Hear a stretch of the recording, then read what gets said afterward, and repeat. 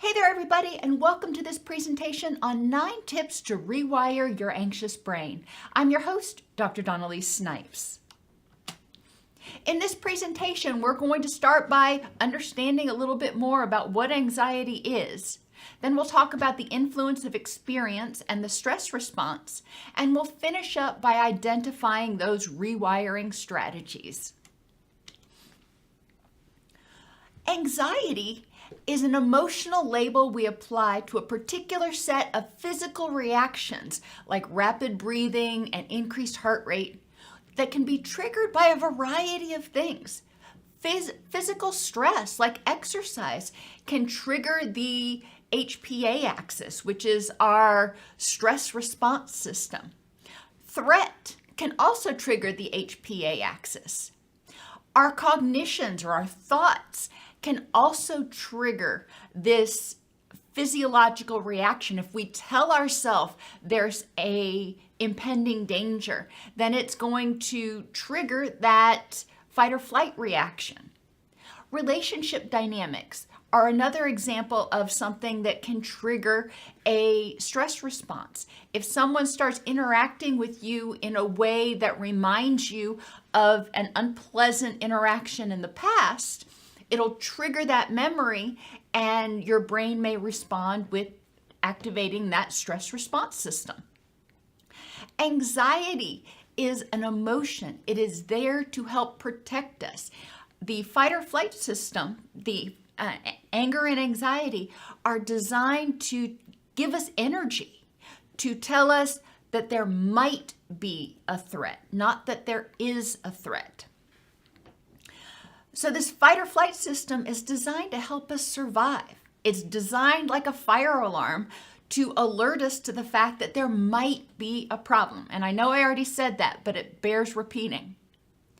Anxiety is a feeling which may or may not be based on accurate facts. Feelings are not facts. Feelings tell us to check the facts. When you experience something that causes anxiety, your brain encodes it as a threat. So think about if you are walking down the street and an aggressive dog just runs up to the fence and starts barking like crazy. Well, if that's your first experience with a dog, or if you felt too threatened, then your brain's going to encode that and it's going to make it really prominent. High winds are another example that I'll use throughout this presentation. We live on a farm and we've had occasions where the winds have gotten so high that it has knocked down significant portions of our fence, which not only is inconvenient, but it means the animals can escape, and it is not a cheap endeavor in order to repair the fence. So whenever we have high winds, there's a part of me that may get a little bit anxious that, oh my gosh, I hope it doesn't blow down the fence. So we'll talk about how I've dealt with that over the years. It's important to remember that in order to protect us, your brain gives more weight or more prominently displays information about threats. So instead of remembering the 15 nice dogs that you've met in your life, it's going to remind you of that one aggressive dog. Or instead of remembering the 50 times that we had a storm come through that there was no damage, my brain, as soon as the wind starts picking up, goes to that one time, well, actually 3 times, but whatever, those few times that the fence blew down. So probability is that nothing bad is going to happen, but my brain focuses on those distressful events because it's trying to keep me safe. When your brain perceives a threat based on prior experience or lack of experience, so if you've never encountered a situation, many times that's going to trigger a feeling of anxiety in you because your brain's like, I've got no data. I don't know what to expect. So it could be bad, it could be good, but let's just err on the side of caution and be a little anxious. So it triggers the HPA axis, which causes your body to dump adrenaline, we know that that's stimulating. Norepinephrine and glutamate, those are also stimulating. And all of those things work together, as well as your thyroid causing blood sugar to be dumped into the system to create that feeling of anxiety. When we are anxious, when our fight or flight system has kicked off, I mentioned earlier, our heart rate increases, our breathing increases, our GI tract says, it's not the time to rest and digest, so let's clear out the system. So a lot of times we get stomach cramps or an uncomfortable feeling in our belly. All of that is just a normal reaction to our body getting prepared in case we need to fight or flee. But we assume that since we're feeling that way, then there must be a problem. And we'll talk about emotional reasoning in a minute. When we have this physical reaction, we start feeling anxious. Thoughts about our ability to keep ourselves safe and to cope with the situation can really affect whether it spirals and gets worse into a panic attack or we're able to cope with it. So if we start feeling anxious and we believe that, oh my gosh, I'm feeling anxious, this is going to be out of control, I'm going to feel overwhelmed, I'm powerless over these feelings, then we're going to have increased anxiety, which is going to cause more adrenaline, more glutamate, more blood sugar to be dumped because our body's going, ooh, there must be a big problem. If our thoughts, on the other hand, are that of safety, curiosity, and empowerment, I'm looking around, I recognize that I'm pretty safe, and I think I can handle whatever life throws at me. Okay, so let me get curious. I wonder why I'm feeling hinky right now. I wonder why I'm feeling anxious right now. So let me explore it so I can figure out how to handle it. That's the empowerment part. Well, when we approach a situation like that, then it promotes functional responding. We can assess the situation accurately and decide, is this something I need to address? Or can I turn on that rest and digest and downregulate my stress response? All right, easier said than done. So when we talk about rewiring the brain, it's important to start out with mindfulness. And I know we talk about mindfulness a lot, but it's so important. When you're on autopilot, then your brain is just pulling from data that it already has and not taking into account anything in the present. Mindfulness encourages us to become aware of things. We become mindful of what I call our pacer triggers for anxiety. That means our physical triggers for anxiety. When I feel a particular way, for example, if you've got health anxiety, then maybe if you start having pain, that triggers anxiety in you. Okay, write it down.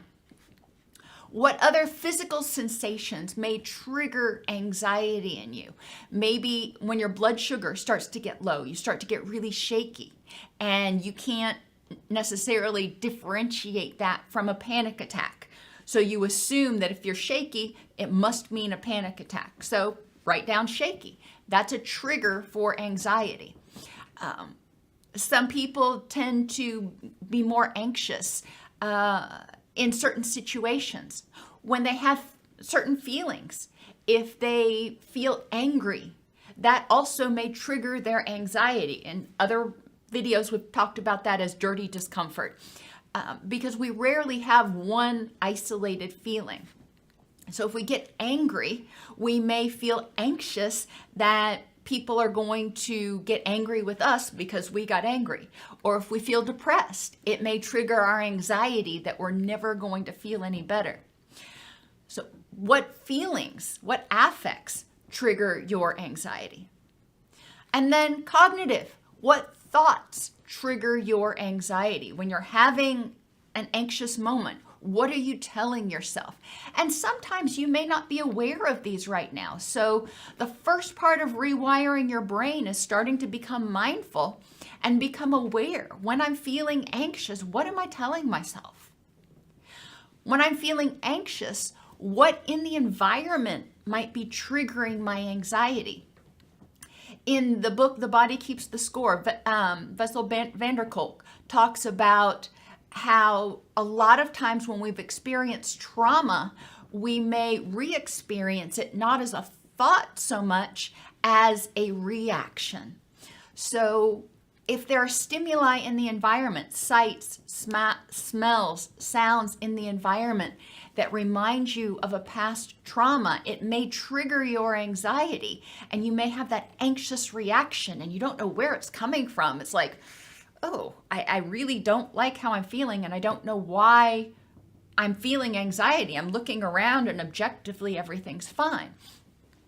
So it'll be important to be aware of triggers in your environment and start becoming aware of things that trigger reactions from the past so you can process that and recognize in the present, are you safe?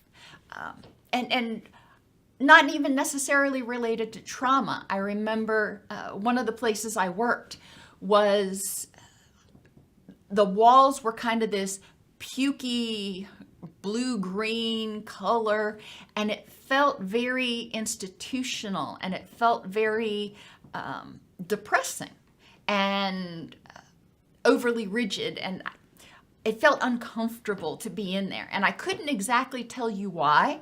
And to this day, I can't exactly tell you why that color, paint, and the environment in that particular building triggered that feeling, but it did. And I recognized that when I see that color, it triggers a emotional reaction in me. It's not anxiety, but people may have similar reactions when they see particular colors or environments. And relationally, what people or interpersonal behaviors trigger anxiety in you? Maybe particular people that you've interacted with may trigger anxiety, but also people that look like those people can trigger anxiety in you. And it's important to note that. It could be that they look physically like that person, or it could be that they are in a similar role. So maybe all doctors trigger your anxiety. It's important as you become more aware of your triggers to also encourage yourself to open your mind and become aware of facts in context in the present moment. So I notice that when I'm in this environment, I feel icky. Facts in context in the present moment. Is there something going on that is distressful? Or is it triggering a reaction from the past? You know, there are two completely different things. Another important step is what I call reducing stress sensitivity. If your body machine is hyperactive, hypervigilant, then you may tend to respond with anxiety more easily or more strongly than if it's not. So what can we do in order to create a sense of safety and empowerment? Well, part of it is sleep. When you are sleep deprived, your HPA axis becomes more active, which means, and remember your HPA axis is your stress response system. When that system is more active, then you are more likely to respond with more anxiety. Think about it. When you're sleep deprived, is it just as easy to deal with life on life's terms, or do things stress you out more easily? I mean, I think most of us have the answer there. Good quality sleep is important. Also, with that, recognize some of your natural rhythms. In the morning, there is the cortisol awakening response, and that is when your cortisol, your stress hormone, and other hormones, as well as your blood sugar, tend to be high. Your body is saying, hey, wake up, get ready for the day. That is your body's awakening response. It's not anxiety. It's not designed to make you feel stressed out. It's designed theoretically to make you feel excited. but sometimes we label it differently. Sometimes our system is overly eager and it secretes too much cortisol. And it's important to take a look at that. So if you wake up in the morning and the first thing is you feel anxious, get curious, examine what thoughts am I having that are contributing to this anxiety? What physical sensations? Did I not sleep well? What might be contributing to this besides something that's actually threatening? So, sleep is important. Pain management is important. When we're in pain, that triggers that stress response system to stay more active. The primitive parts of our brain say, hey, if we're in pain, that means we're vulnerable, which means we are in more danger from that hungry lion that might be chasing us. Manage pain. You may not be able to eliminate it completely, but be aware that pain may increase your anxiety just because it triggers the HPA axis. Pain may also trigger your anxiety because of health anxiety, and that's a different video. But being aware of that and managing your pain can be helpful.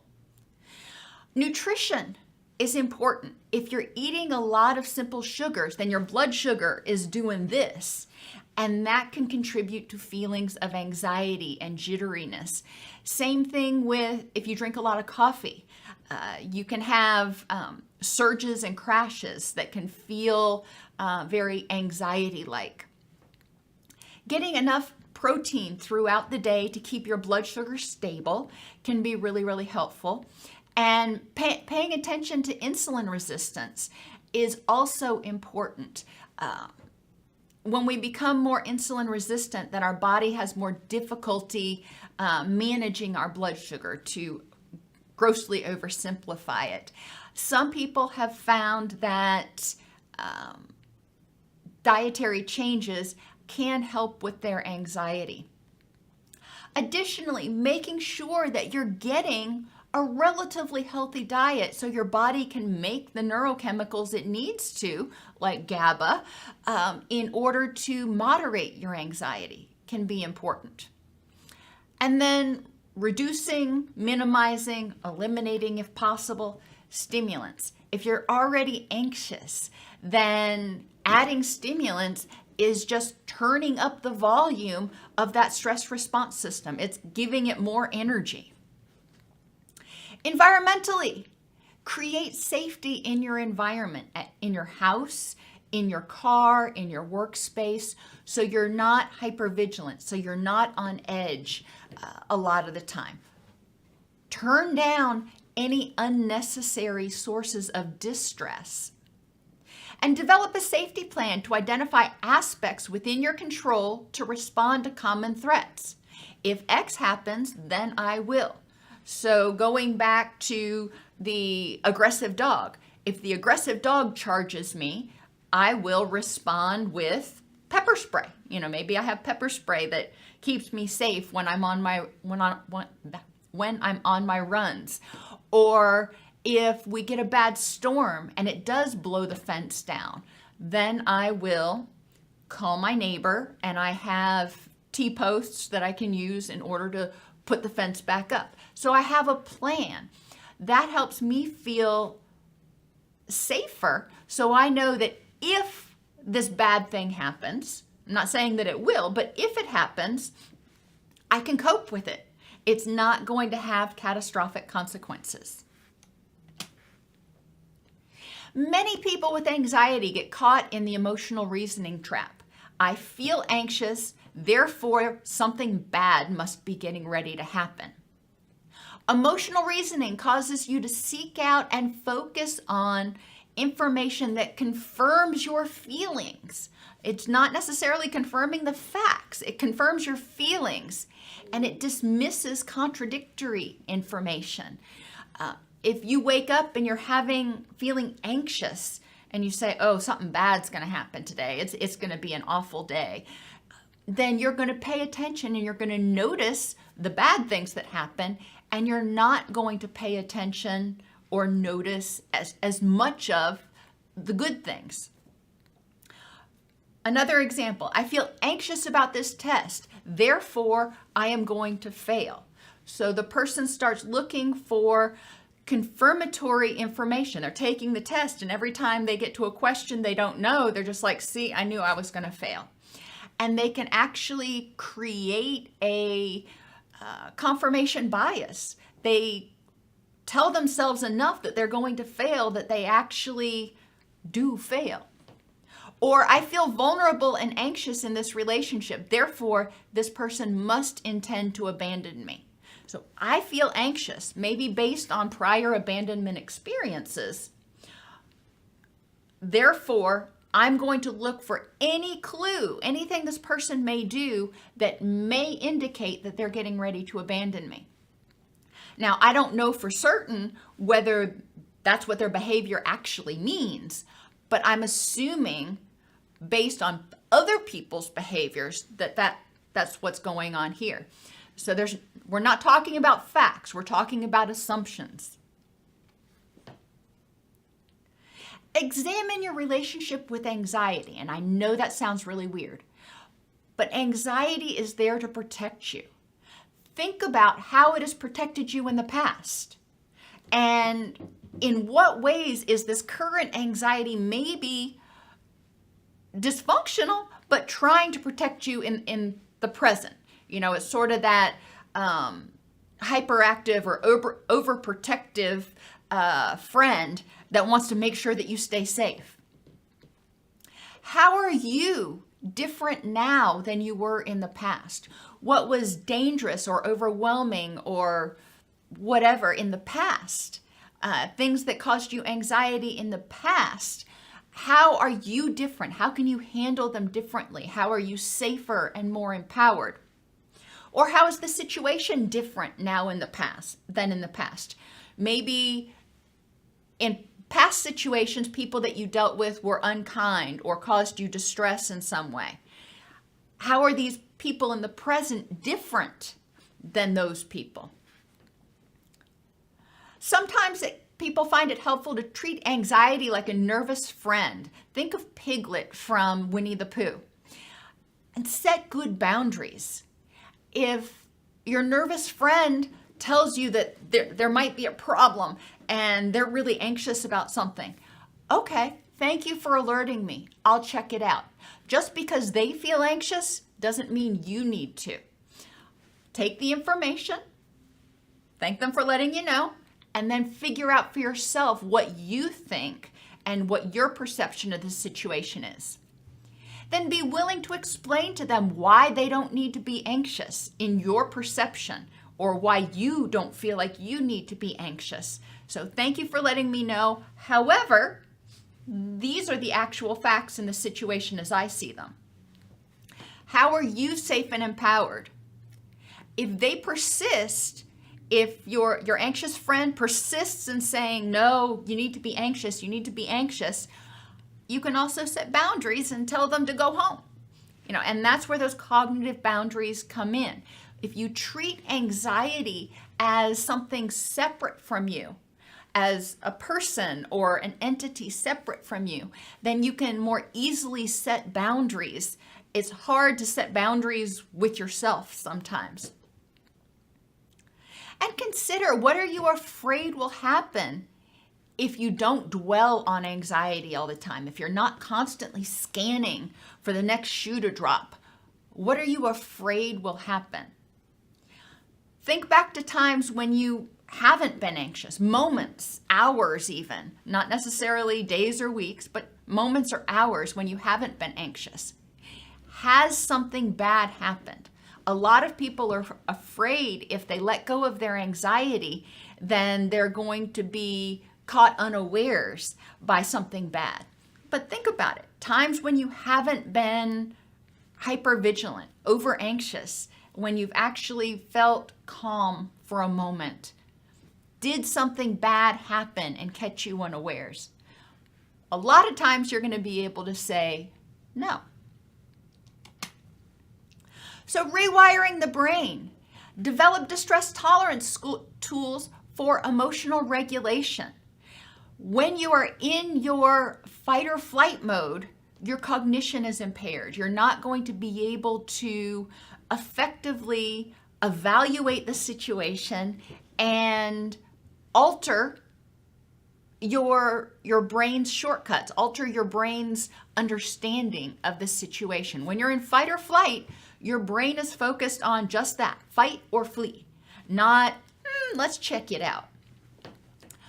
In order to get into the place where you can effectively evaluate what's going on and potentially rewire what's going on, you need to be able to get into what Linehan called your wise mind. Using distress tolerance tools like distress tolerant thoughts, telling yourself that you won't be consumed by anxiety or that you are able to handle this situation. Activities like slow breathing. Breathe in for 4, hold for 4, exhale for 4, hold for 4. So that's what we call square breathing. Or engaging in relaxation activities, or even exercise. I know that's the opposite, but sometimes when your fight or flight system is revved and dumping energy, some people find that the best way to manage that is to actually start moving their body in sync with their heart. So if their heart is beating fast, then they start moving. And then when they stop moving, their heart naturally decreases. They kind of get it recalibrated or resynced between their physiological reaction and what their body is doing. Guided imagery can be helpful, as well as sensations like sounds and smells, and even things that you feel, like splashing cold water on your face. And I have lots of videos on distress tolerance tools on the YouTube channel, so I'm not going to go into that a lot here. But it's important to find tools that work for you so you can get into your wise mind and engage in using some of the following tools. When you're confronted with a stressful situation and you manually override your stress response, you use those distress tolerance tools, then your brain actually says, wonder what's going on here. I guess maybe I might not need to be nervous about this. I'm not sure. You manually override it. You get into your wise mind. You can start adjusting the beliefs, and your brain also associates that formerly anxiety-provoking situation with low amounts of physiological distress.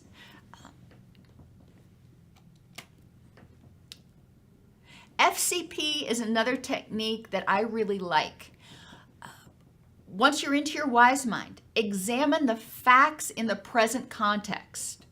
I feel anxious. Okay, that's a fact. I'm mindfully aware that I feel anxious. What thoughts are contributing to my feeling of anxiety? What are the facts for and against those thoughts in this context at this time?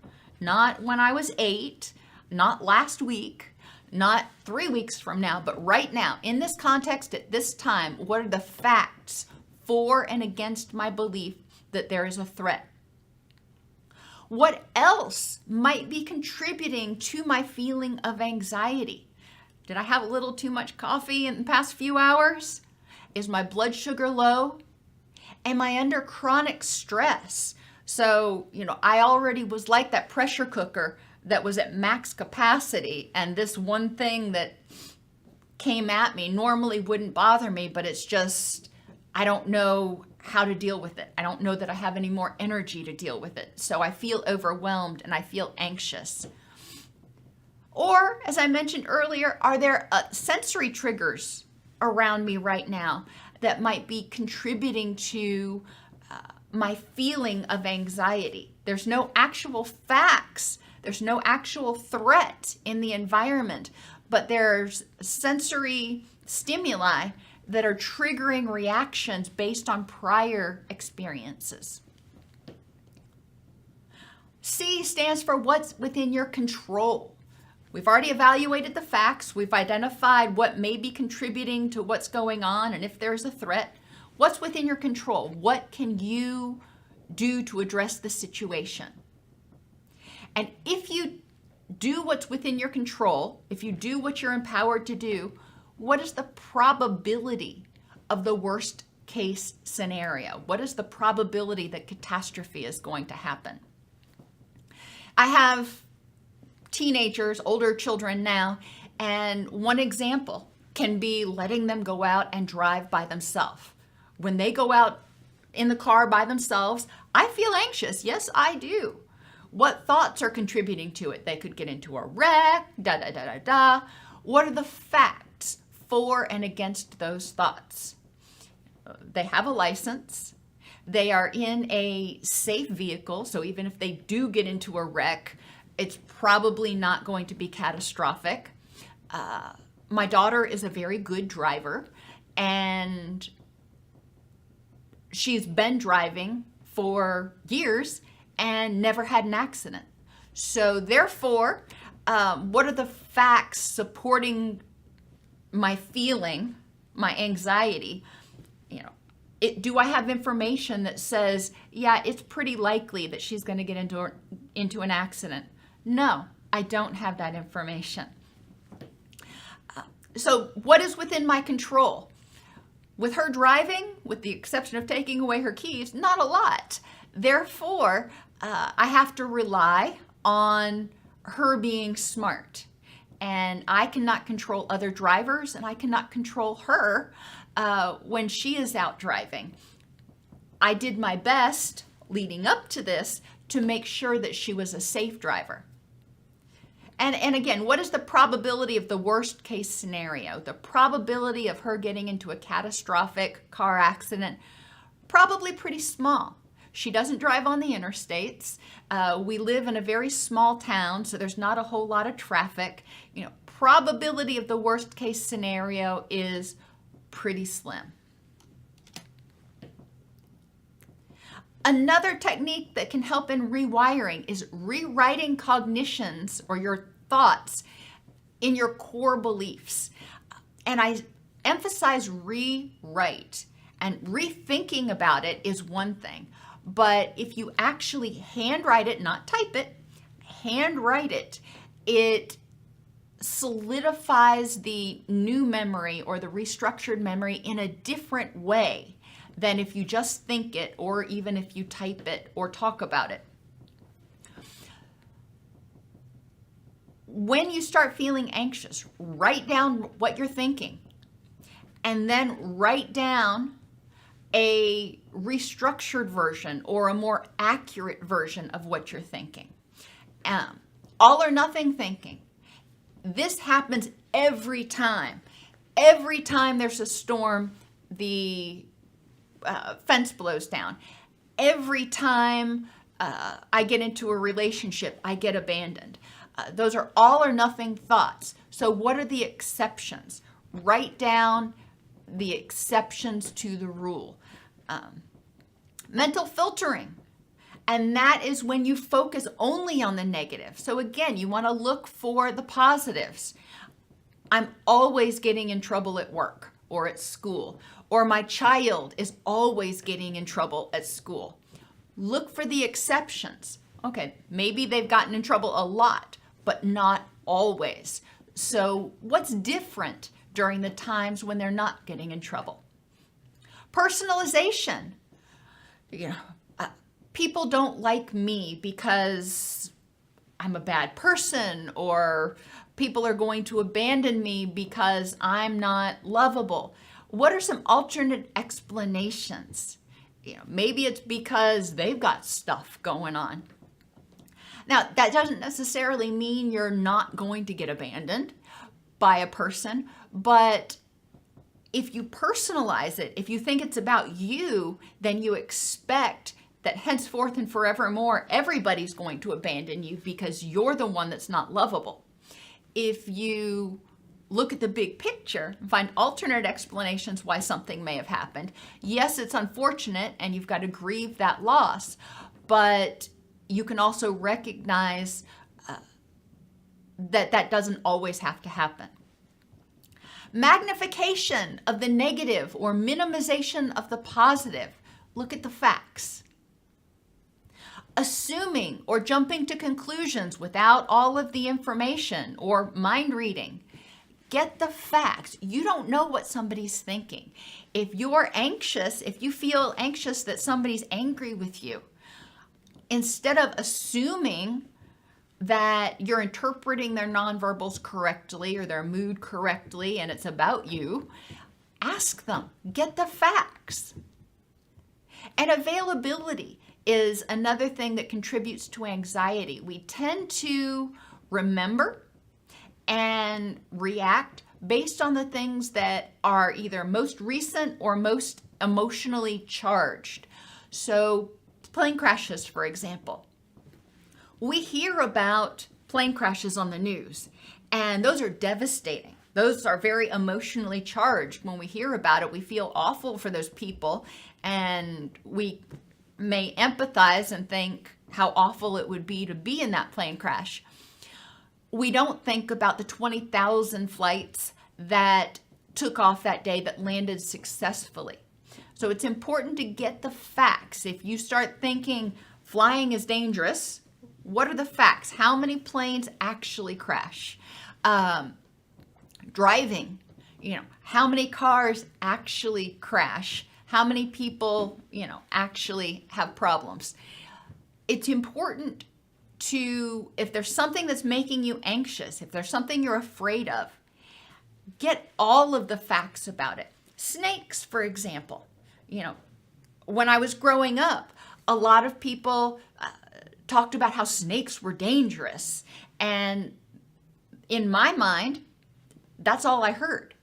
Snakes are dangerous, therefore all snakes must be dangerous. And that's a false premise.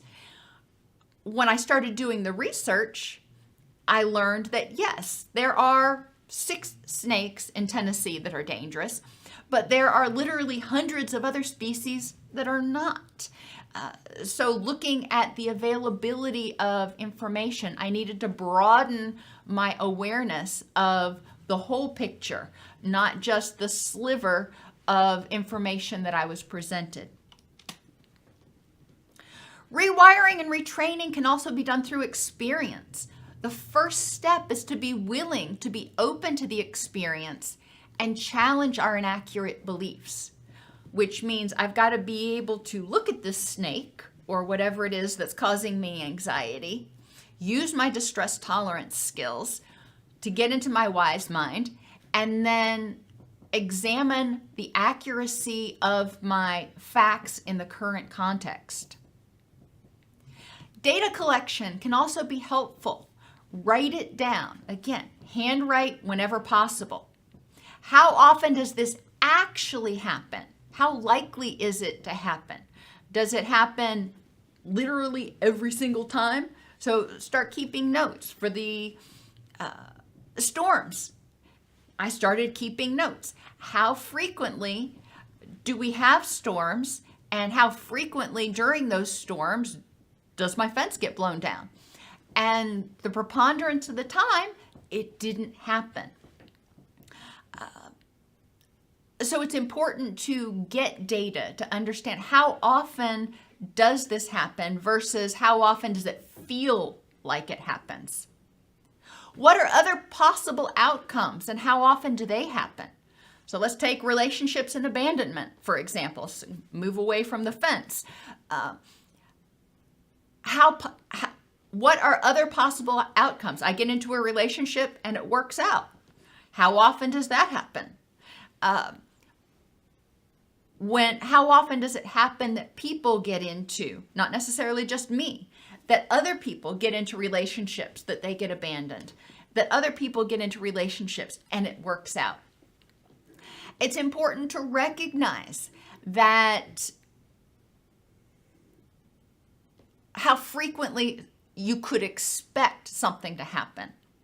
And how accurate are your expectations? Do you expect a gale-force wind and it's only a gentle breeze? Do you expect to fail a test and, okay, you get a B-? What were your expectations going into it? Rewiring can also be done through guided imagery. Envision yourself successfully navigating a concern that you're having, going to the doctor or asking somebody out on a date, or your kid going out driving and coming home safely. Envision the positive scenario. Envision the positive solution. Envision prior times when you've experienced something similar and it's gone okay. Remind yourself of other times when it's gone okay. See that happening. And repetition.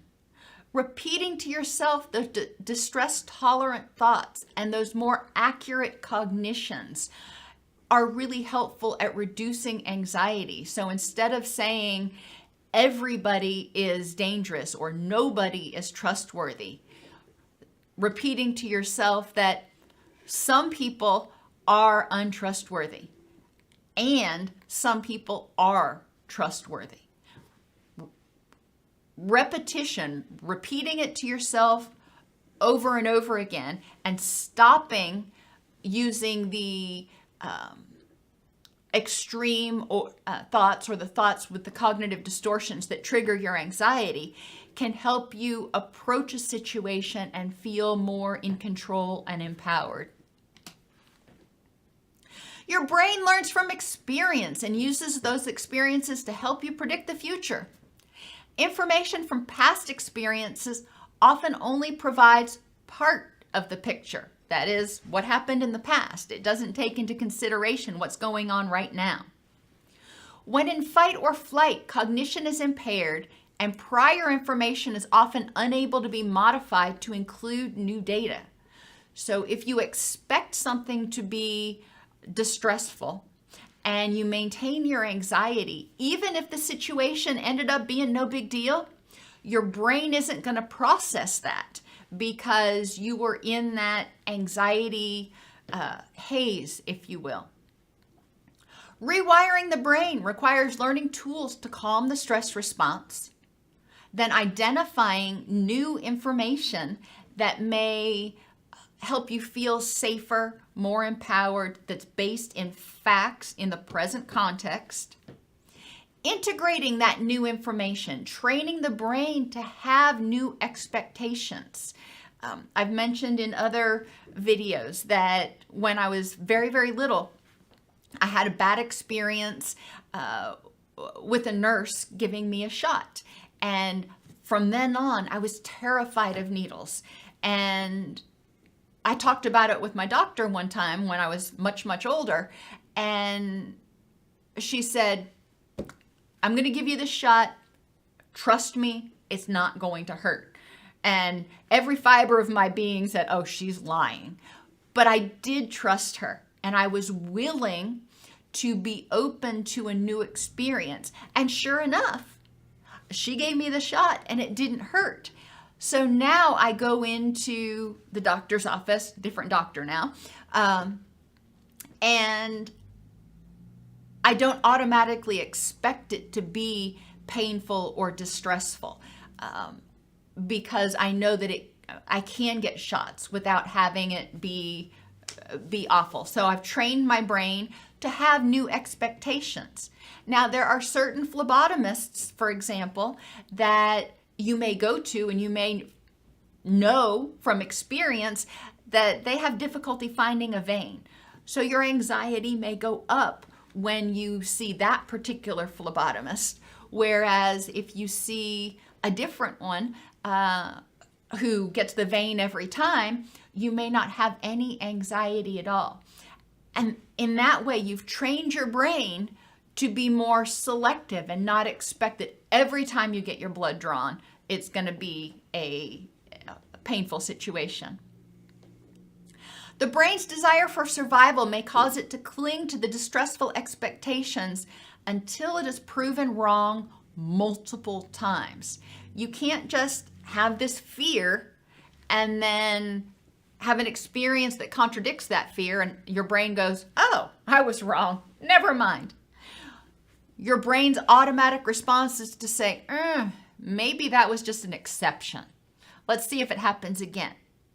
And so it may take several repetitions of something, several times experiencing something, or doing something like public speaking or asking somebody out on a date before it doesn't trigger the extreme anxiety response. So it takes practice.